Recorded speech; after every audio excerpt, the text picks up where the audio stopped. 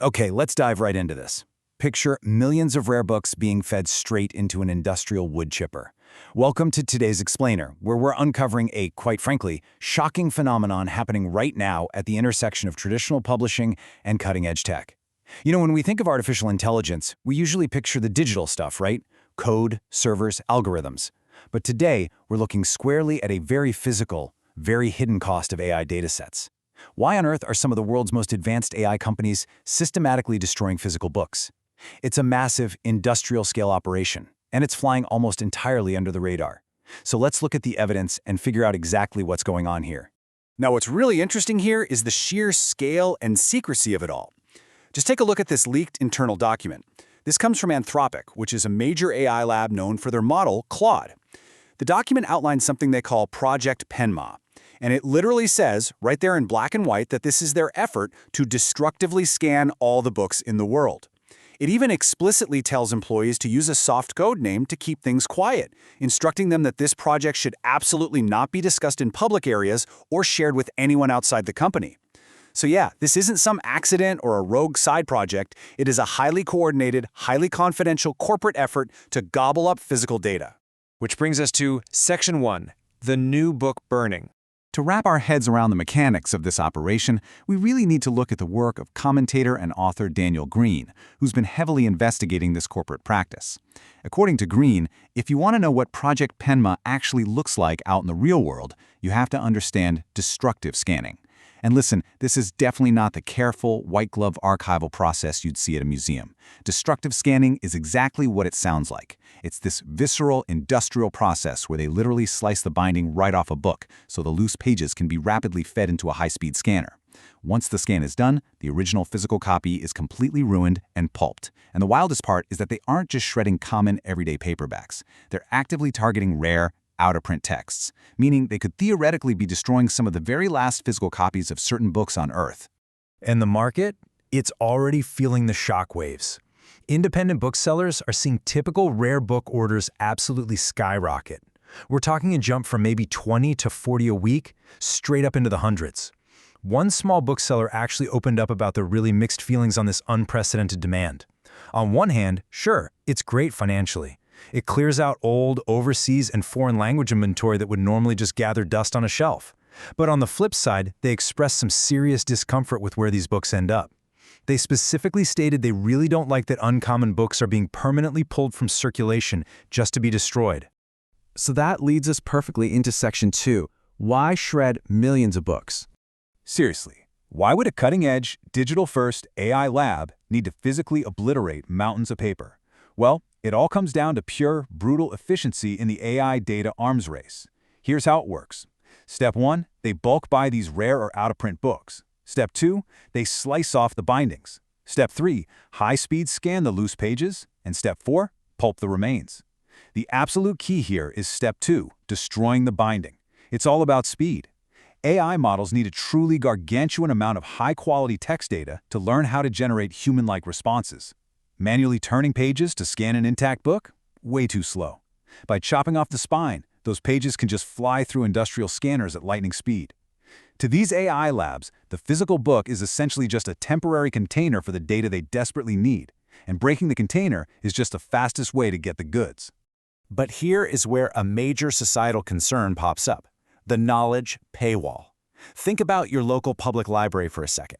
If a physical book starts falling apart, the digital archive is usually there for everyone, right? It goes into a public database. Well, that is definitely not happening here. The physical media is permanently destroyed, and the newly digitized text, it's locked away inside a corporate vault, used exclusively to train proprietary AI models. So the public loses the physical book, and we don't get access to the digital scan either. The only output is a better trained AI product that the company then turns right around and sells back to us. All right, let's move on to Section 3, the copyright workaround.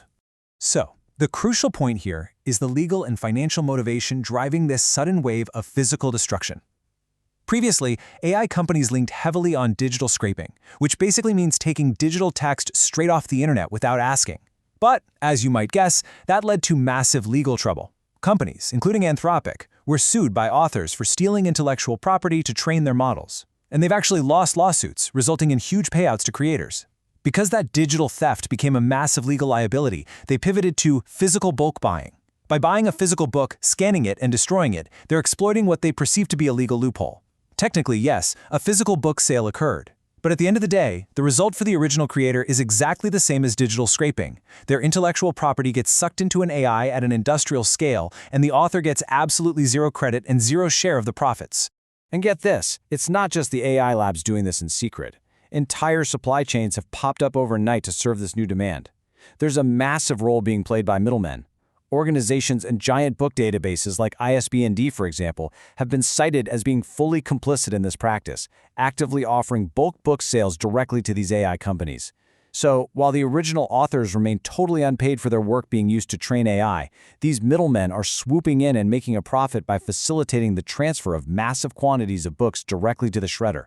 Which leads us to our final part today, Section 4, the tech versus creator clash. Unsurprisingly, this whole practice has ignited a really intense cultural, philosophical, and ethical backlash from the creative community. Commentators like Daniel Greene view this as a fascinating, objective case study of modern tech conflicts. I mean, instead of just a simple legal dispute over a contract, it's a building crescendo of frustration over cultural extraction.